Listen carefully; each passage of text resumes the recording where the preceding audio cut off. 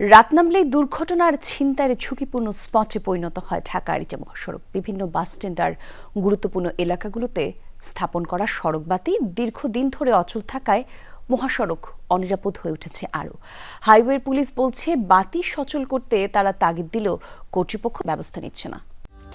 সর্বোচ্চ গ্যাস সাশ্রয়, Jamuna gas stove, আধুনিক, নিরাপদ ও দীর্ঘস্থায়ী।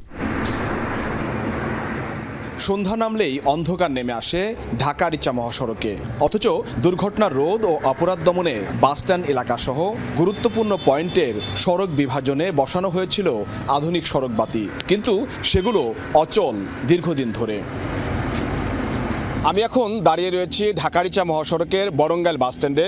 এই বাসস্ট্যান্ডের যে সড়ক বিভাজনের যে বাতিগুলো, এই বাতি দীর্ঘদিন ধরেই অচল এবং এ কারণে রাত নামলেই পুরো এলাকা অন্ধকারে ডুবে যায়। আর এ কারণে প্রতিদিনই দুর্ঘটনার আশঙ্কা বাড়ে এবং মাঝে মধ্যে ছোট বড় দুর্ঘটনা লেগেই থাকে এই মহাসড়কে।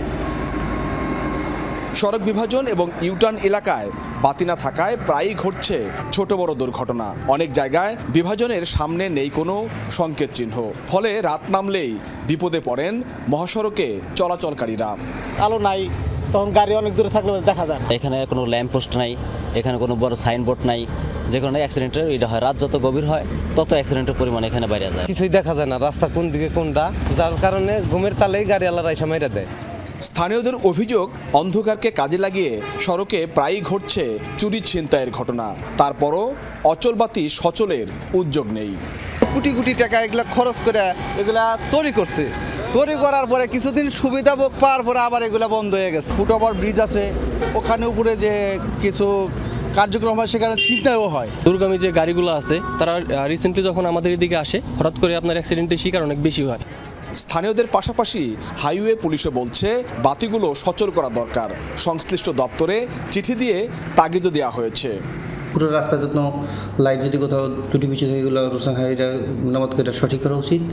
এবং যেখানে ডিভাইডার আছে, ডিভাইডারের ওখানে যেমন বিশেষ বরঙ্গাইল ডিভাইডার পুনর্নির্মাণ করা উচিত আমার মনে হয়। এই অনুসারে আমরা স্থানীয় সবাই দাবি একটা পুনর্নির্মাণ, রাস্তা ছোটো করে তাদের অন্য স্ট্রাকচার বেশি বানাইছে, যেখানে রাতেরবেলা দুর্ঘটনার কারণ হয়।